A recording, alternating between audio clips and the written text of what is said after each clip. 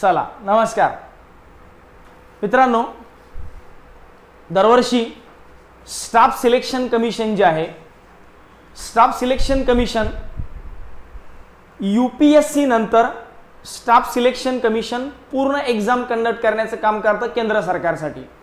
UPSC मधून जसे IFS, IRS, IES, IPS या रिक्रुटमेंट होतात, तसं स्टाफ सिलेक्शन कमिशन हे एग्जाम कंडक्ट करण्याचं काम करतं। दरवर्षी यांच्या 3 परीक्षा महत्त्वाच्या होतात, त्या म्हणजे CGL combine graduate level graduation वाल्यांसाठी, CHSL combine higher secondary level examination 12वी वाल्यांसाठी आत्ता जी सध्या ॲड आली आहे, त्यानंतर मल्टीटास्किंग स्टाफ। केंद्र सरकारच्या ज्या वेगवेगळ्या मिनिस्ट्रीज आहेत यांच्यासाठी या 3 महत्त्वाच्या परीक्षा सोबत सिलेक्शन पोस्ट असेल, ज्युनियर इंजिनियर असेल, दिल्ली पोलीस असेल, CRPF चे सब इन्स्पेक्टर लेवलची एक्झाम असेल, यांच्या रिक्रुटमेंट सुद्धा CGL SSC कंडक्ट करत असतं स्टाफ सिलेक्शन कमिशन। तर यावेळेस स्टाफ सिलेक्शन कमिशनची 12वी पास किंवा डिप्लोमा पास उमेदवारांसाठी एक नवीन जाहिरात आली आहे बघा, जिचं नाव आहे combined higher secondary level examination. जसा क्रायटेरिया आहे 12वी किंवा डिप्लोमा पास, तुमचं 12वी झाला असेल तरी चालेल किंवा तुमचा डिप्लोमा झाला असेल तरी चालेल। आता याच्याबद्दल थोडीशी माहिती आपण समजून घेऊया। सगळ्यात पहिल्यांदा बघूया की नेमक्या कुठल्या पोस्टची सध्या रिक्रुटमेंट आहे। बघा कुठल्या पोस्टची, तर बघा post name lower division clerk, postal किंवा सॉर्टिंग असिस्टंट आणि डेटा एंट्री ऑपरेटर, अशा वेगवेगळ्या 4 पोस्टसाठी ही रिक्रुटमेंट आहे। बरं, याच्यासाठी नेमका क्रायटेरिया काय सर, तो बघा 12वी पास झालेला असावं 1 जानेवारी 2020 पर्यंत, 1 जानेवारी 2020 पर्यंत तुमचं 12वी पास झालेलं असावं। बरं, एज लिमिट 18 ते 27 वर्ष, सिलेक्शन प्रोसेस टियर 1, टियर 2 आणि टियर 3। म्हणजे नेमकं काय सर, बघा टियर 1, टियर 2 आणि टियर 3 अशा वेगळ्या 3 लेवलच्या एक्झाम होतील, पण त्यातली सगळ्यात महत्त्वाची आपली फक्त पहिली परीक्षा। बाकी हे जे आहे टियर 1 आणि टियर 2 हे क्वालिफाईंग इन नेचर आहे, म्हणजे ओव्हरऑल सिलेक्शन जे आहे हे आपलं डिपेंड असतं फक्त पहिल्या एक्झामवर। सर हे टियर 1 काय, टियर 2 काय, याचा एक्झाम पॅटर्न काय असेल त्याबद्दल मी तुम्हाला पुढे सांगतो। बघा एक्झाम फीस, बघा 100 रुपये एक्झाम फीस आहे जनरल, OBC आणि EWS कॅटेगरीसाठी। बाकी विमेन आणि अदर कॅटेगरीजला हे 100% फ्री आहे। या एक्झाम कुठे होतील महाराष्ट्रामध्ये? या एक्झाम मुंबई, औरंगाबाद, पुणे, नाशिक, नांदेड, जळगाव, अमरावती, कोल्हापूर या वेगवेगळ्या या सेंटर्सवर होतील। म्हणजे औरंगाबाद सेंटर आहे, नांदेड आहे, मराठवाड्यात 2 सेंटर आहेत, औरंगाबाद नांदेड, विदर्भात नागपूर आणि अमरावती, खानदेशमध्ये जळगाव आहे, त्यासोबत नाशिक आहे, पश्चिम महाराष्ट्रात पुणे आणि इकडे साईडला मुंबई। ठीक आहे, कधी फॉर्म भरू शकतो 6 नोव्हेंबर पासून 15 डिसेंबर पर्यंत फॉर्म भरण्याची तारीख आहे, म्हणजे 15 डिसेंबर पर्यंत तुम्ही आरामात फॉर्म भरू शकता।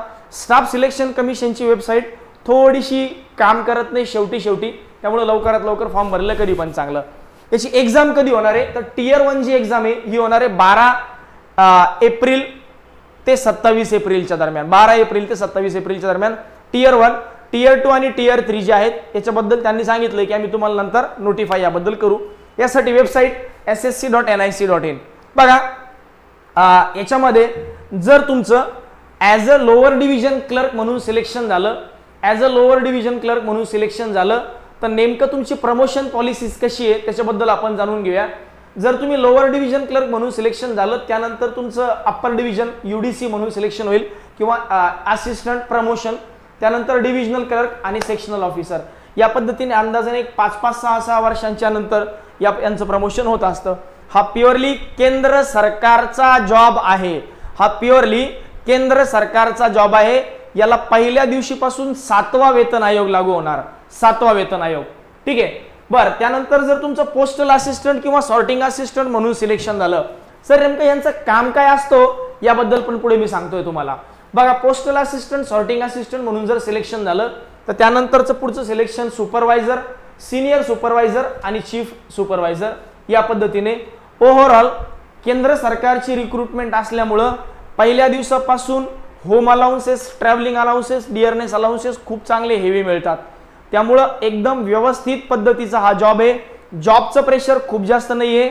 ज्यांना अजून पुढे CGL ची वगैरे तयारी करायची आहे, पण सध्या जॉबची खूप गरज आहे, असे लोक ज्यांना खूप दिवसांपासून काहीतरी एक स्पर्धा परीक्षेमध्ये आपलं करिअर करण्याची इच्छा आहे, अशा लोकांसाठी खूप मोठी अपॉर्च्युनिटी आहे.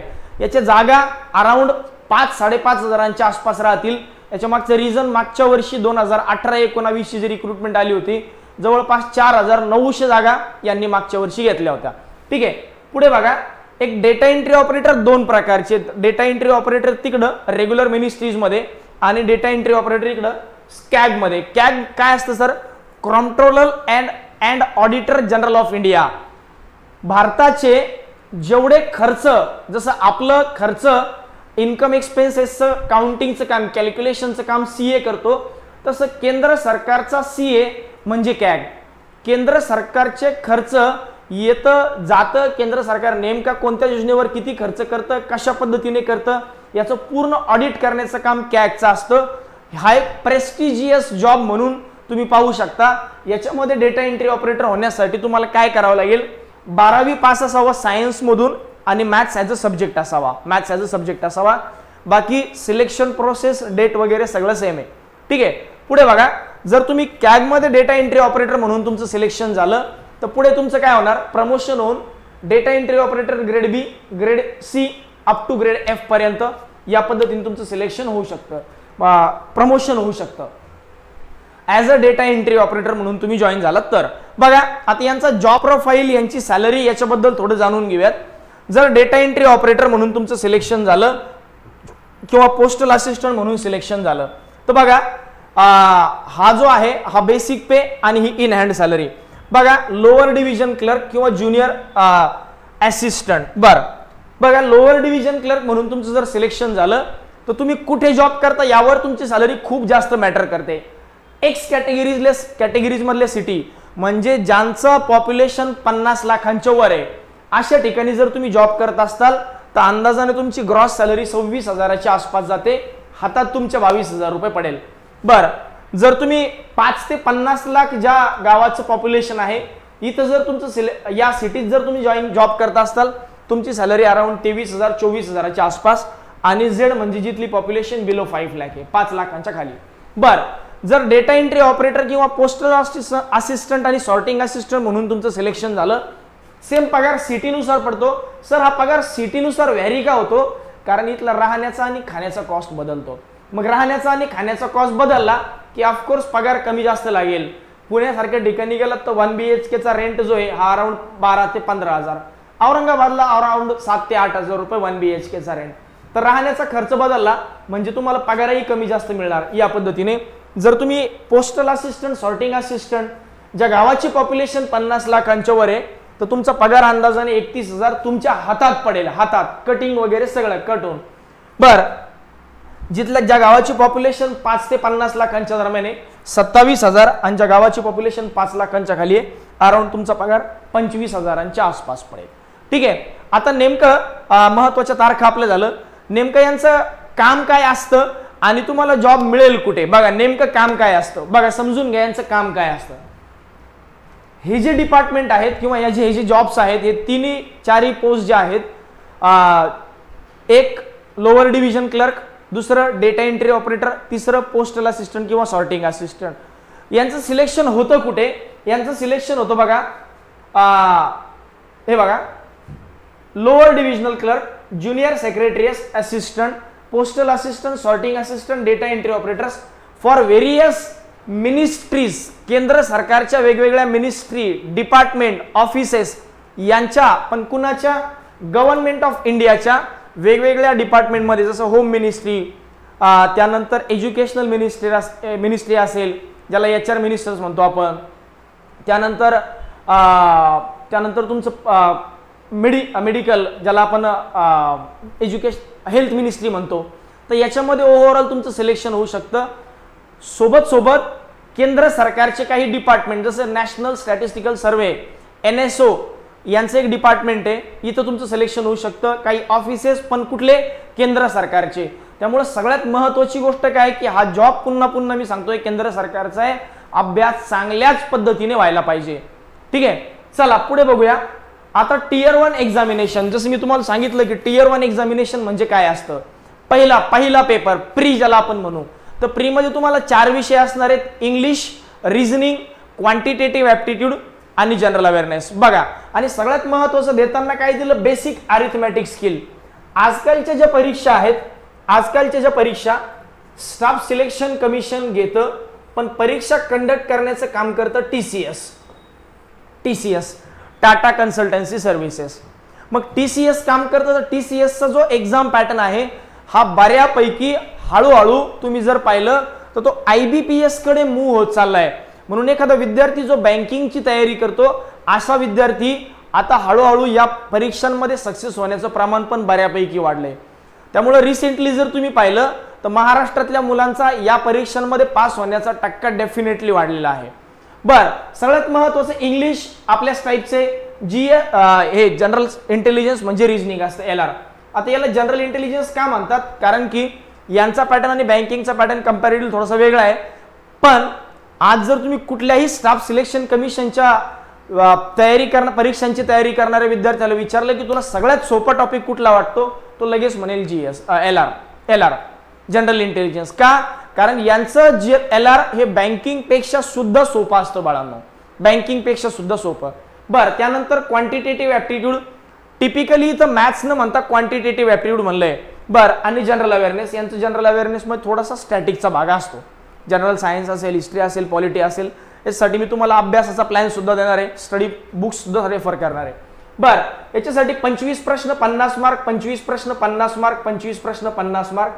आणि याच्यासाठी कंपोजिट टाइम म्हणजे एकत्र टाइम असतो 60 मिनिटांचा. म्हणजे 60 मिनिटांमध्ये तुम्ही कुठेही स्विच करू शकता, म्हणजे तुम्ही कुठल्याही प्रश्नातून कुठल्याही प्रश्नामध्ये जाऊ शकता 60 मिनिटांमध्ये. ठीक आहे. आता बघा, ही जी परीक्षा आहे ही ऑब्जेक्टिव्ह टाईप परीक्षा असणार. याला 4 ऑप्शन असतात आणि 4 पैकी कुठलं तरी एक ऑप्शन कन्फर्म असतं करेक्ट, या पद्धतीने. ठीक आहे. आता ही जी परीक्षा आहे ही तुम्हाला 2 लँग्वेज मध्ये देता येईल, इंग्लिश आणि हिंदी, इंग्लिश किंवा हिंदी दोन्ही पैकी कुठे देता येईल. बरं, there will be negative marking for 0.25 marks. आता 0.25 मार्क्स निगेटिव्ह मार्क 0.25 नाही 0.5 मार्क्स 0.25% म्हणेल मी. का? कारण की इथं एक प्रश्न 2 मार्कांना आहे. मग एक प्रश्न 2 मार्कांना तर 0.25 म्हणजे 1/4 चतकोर मार्क कमी झाला. म्हणजे निगेटिव्ह मार्किंग इकडे सुद्धा किती टक्क्यांची आहे, तर निगेटिव्ह मार्किंग इकडे सुद्धा 25% आहे. 1 पैकी 0.25 या हिशोबाने 2 पैकी 0.5 मार्क म्हणजे अर्धा मार्क कमी होणार. म्हणजे 2 प्रश्न चुकले तर 1 मार्क तुमचा कमी होईल या हिशोबाने. ठीक आहे. बरं, आता याच्यामध्ये काय होतं की मल्टिपल शिफ्टमध्ये पेपर होतात, मल्टिपल शिफ्टमध्ये. म्हणजे तुम्ही पाहिलं एक्झामचे डेट 12 एप्रिल पासून तर 27 एप्रिल पर्यंत परीक्षा चालणार आहे. ऑलमोस्ट 15-16 दिवस ही परीक्षा चालणार असल्यामुळे याच्यामध्ये काय होतं की मल्टिपल शिफ्ट होतात, मल्टिपल डेजला पेपर होतात. म्हणून यांचे स्कोर नेहमी नॉर्मलाइज केले जातात. नॉर्मलाइज काय केल्या जातात? कारण की एखाद्या विद्यार्थ्याने पहिल्या दिवशी परीक्षा दिली, एखाद्या विद्यार्थ्याने दुसऱ्या दिवशी परीक्षा दिली, तर कुणासोबतही अन्याय व्हायला नको म्हणून यांचा स्कोर नॉर्मलाइज होतो. म्हणून ॲक्युरसीनुसार मार्क वाढतात. त्यामुळे या परीक्षांची तयारी करताना नेहमी लक्षात ठेवा, बळजबरीने जे तुक्के मारू नका, एक्झॅक्ट ॲक्युरेट अटेम्प्ट करा. 50-50 100 200 पैकी ज्या विद्यार्थ्यांना 50-60 मार्क क्वेश्चन बरोबर आले होते आणि ॲक्युरेट होते, अशा लोकांचे स्कोर 70-75-80 पर्यंत गेलेले आहेत. त्यामुळं SSC फार मोठ्या प्रमाणात स्कोरचं नॉर्मलायझेशन करतं. म्हणून प्लीज तुक्के या परीक्षेत मारू नका. ठीक आहे, लक्षात ठेवा स्कोर नॉर्मलायझेशन काय भानगड आहे. बरं, डिस्क्रिप्टिव्ह पेपर टियर 2 मध्ये काय असणार? टियर 2 मध्ये 100 मार्कांचं फक्त इंग्लिश असणार आणि हे डिस्क्रिप्टिव्ह टाईपचं असणार. म्हणून हे पेन पेपर मोडची एक्झाम असणार, पेन पेपर मोडची.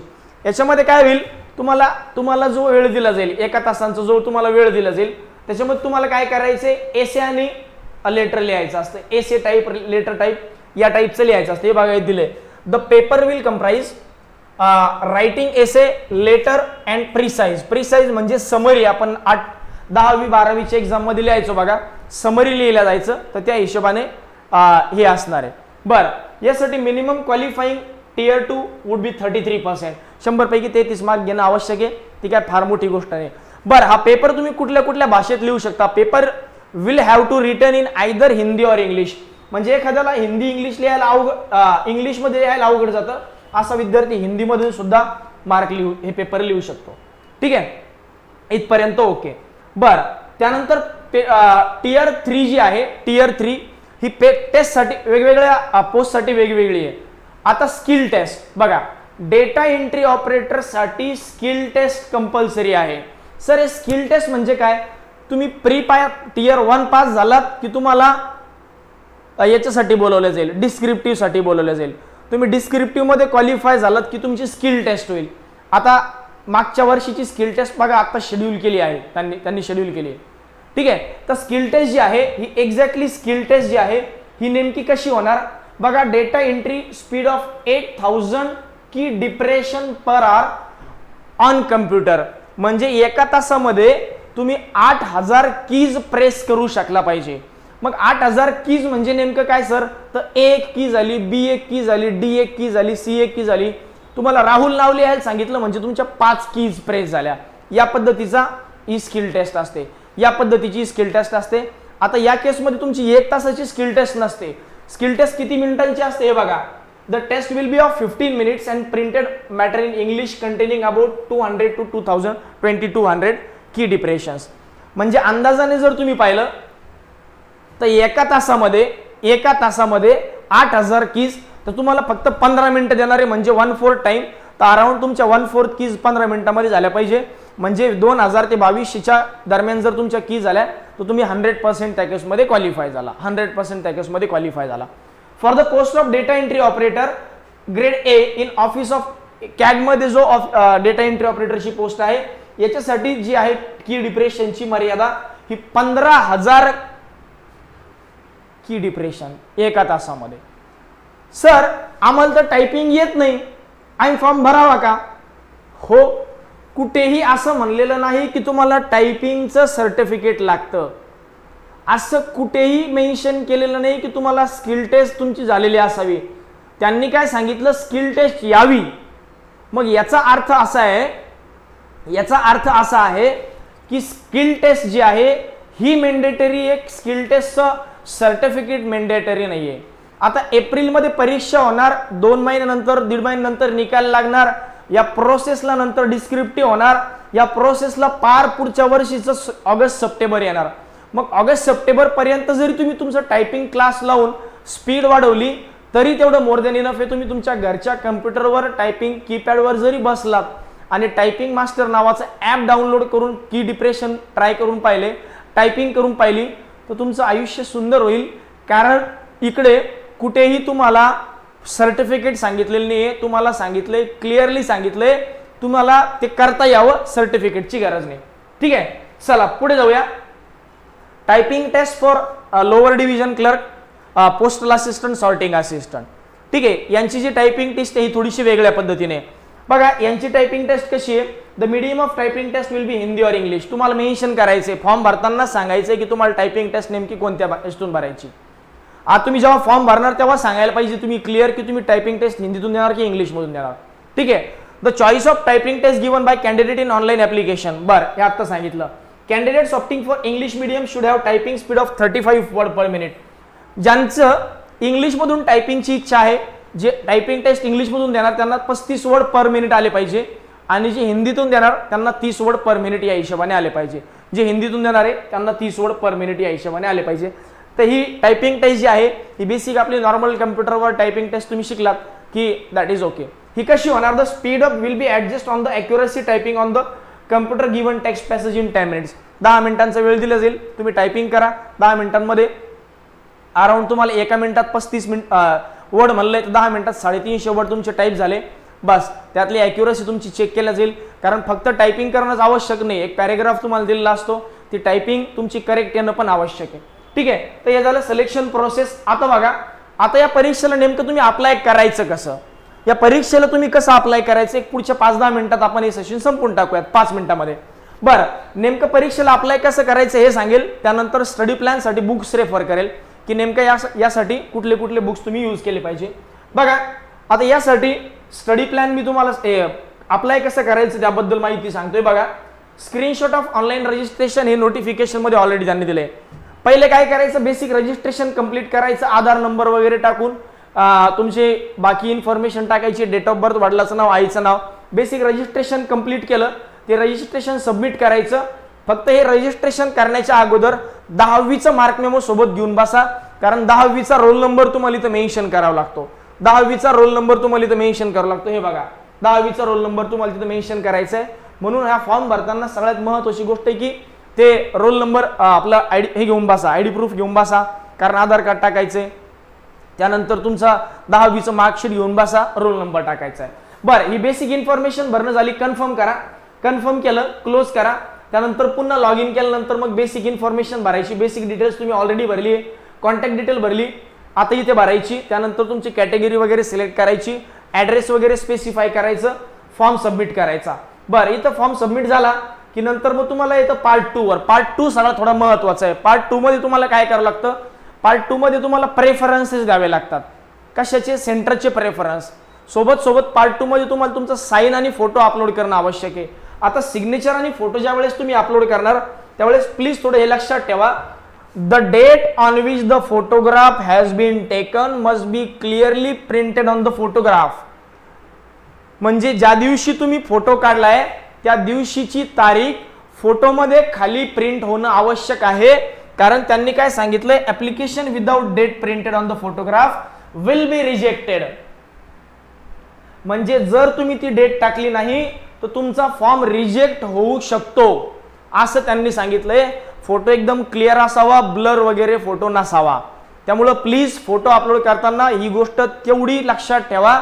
आणि फोटो जो आहे हा not more than 3 months old from the date of publication of the notice of the examination, notice of the examination, या पद्धतीने. ठीक आहे.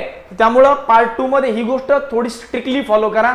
बाकी बेसिक गोष्टी आहे. एक्झामिनेशन सेंटरचे प्रेफरन्सेस तुम्हाला द्यायचे आहेत. सोबत तुम्हाला पोस्ट प्रेफरन्सेस द्यायचे आहेत. पोस्ट प्रेफरन्सेस म्हणजे अगोदर तुम्हाला UDC ला अप्लाय करायचे, LDC ला लोअर डिव्हिजन क्लर्कला पहिला प्रेफरन्स, पोस्टल असिस्टंटला अप्लाय करायचे, सॉर्टिंग असिस्टंटला करायचे की DEO ला करायचे. तर माझं म्हणणं असेल पोस्टचे प्रेफरन्स देताना तुम्ही तसेच द्या. पहिला प्रेफरन्स तुमचा असावा लोअर डिव्हिजन क्लर्क, नंतर पोस्टल असिस्टंट, सॉर्टिंग असिस्टंट आणि सगळ्यात शेवटी डेटा एंट्री ऑपरेटर. कारण डेटा एंट्री ऑपरेटरला टायपिंग टेस्ट मोठी लागते. लोअर डिव्हिजन क्लर्क हे क्लरिकलचं काम असतं, निवांत बसून काम आहे.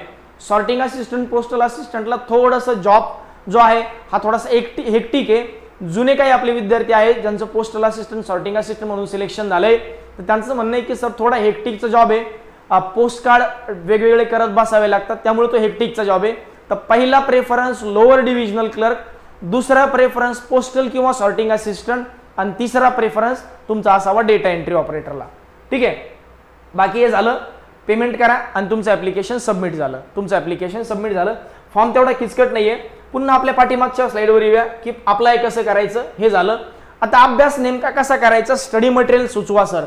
बघा, रिसेंटली जे विद्यार्थी CHSL ची किंवा CGL ची तयारी करतात दिल्लीला, अशा काही लोकांचं मी सजेशन घेतलं तर त्यांचं म्हणणं आहे की सर सध्यामध्ये आजच्या डेटला थोडंसं डिफिकल्टी लेवल जास्त आहे, पण आम्ही असं म्हणू की एक्झाममध्ये जे प्रश्न विचारले जातात त्या टाईपचं जर विद्यार्थ्यांना प्रिपरेशन करायचं असेल तर आमचा प्रेफरन्स राहील पहिला राकेश यादवच्या बुकला. राकेश यादव सरांचं इंग्लिशचं पण बुक आहे, राकेश यादव सरांचं जनरल नॉलेजचं पण बुक आहे, राकेश यादव सरांचं स्वतःचं मॅथ्सचं बुक आहे आणि राकेश यादव सरांचं रिझनिंगचं पण बुक आहे. या पूर्ण सिरीजला राकेश यादव पब्लिकेशन 7300 क्वेश्चन सिरीजचं बुकचं नाव आहे. हे बुक्स आम्हाला कुठे मिळतील, फ्लिपकार्टवर, ॲमेझॉनवर, कुठेही बुक्स अवेलेबल आहेत. इनफॅक्ट आपल्या औरंगाबादमध्ये तुम्ही एखाद्या बुक स्टोअरमध्ये गेल्या चांगल्या तर इथेही तुम्हाला यातले काही बुक्स आरामात मिळून जातील. मी सजेस्ट करेल तुम्ही ऑनलाईन घ्या, स्वस्त मिळतील. हे 4 बुक्स घ्या व्यवस्थित पद्धतीने. आता सगळ्यात महत्त्वाची गोष्ट काय, एखादा प्रश्न क्वांट आणि रिझनिंग मधला तुम्हाला जमला नाही, लगेचच्या लगेच तुम्ही तिथे एक बारकोड स्कॅनर आहे, तो बारकोड स्कॅन, त्यांचा एक मोबाईल ॲप्लिकेशन आहे Rakesh Yadav publication, RYP publication नावाचं मोबाईल ॲप आहे. तो बारकोड तिथं स्कॅन करा, लगेचच्या लगेच व्हिडिओ सोल्युशन तुम्हाला त्या बुकचं तिथे मिळून जाईल, त्या क्वेश्चनचं तुम्हाला तिथे मिळून जाईल. त्यामुळे हे बुक मी चांगल्या पद्धतीने तुम्हाला सजेस्ट करेल. हे 4ही बुक तुम्ही घेऊ शकता. ह्या बुकची जर तुम्ही तयारी केली तर तुम्ही फक्त आणि फक्त SSCची CHSLच नव्हे तर CGL लेवलची तयारी पण तुमची या बुकमधून होऊन जाईल. त्यामुळं माझा पहिला प्रेफरन्स असेल तुम्ही हे बुक घेऊ शकता. या बुकला माझा पहिला प्रेफरन्स असेल. बाकी किरण पब्लिकेशन आहे, स्पीडी पब्लिकेशन आहे, पण त्यांचं म्हणणं आहे की किरण पब्लिकेशन थोडेसे कंपॅरेटिव्हली आता इरिलिव्हंट आहेत. ठीक आहे. पुढे याबद्दल तुम्हाला काहीही डाऊट असेल तर हा जो नंबर आहे हा माझा पर्सनल नंबर आहे, याच्यावर तुम्ही व्हॉट्सॲप टेलिग्राम करू शकता. हे क्लासचे मोबाईल नंबर्स आहेत, तुम्हाला काही अडचण आली तुम्ही याच्यावर कॉल करू शकता. सोबत अशाच वेगवेगळ्या टाईपच्या अपडेट्स मिळवण्यासाठी क्लासचं टेलिग्राम चॅनल तुम्ही नक्की जॉईन करा. ठीक आहे, चालेल. तर पुढे आणखी अपडेट्स तुम्हाला लवकरात लवकर कळवण्यात येतीलच. चलो, थँक्यू व्हेरी मच.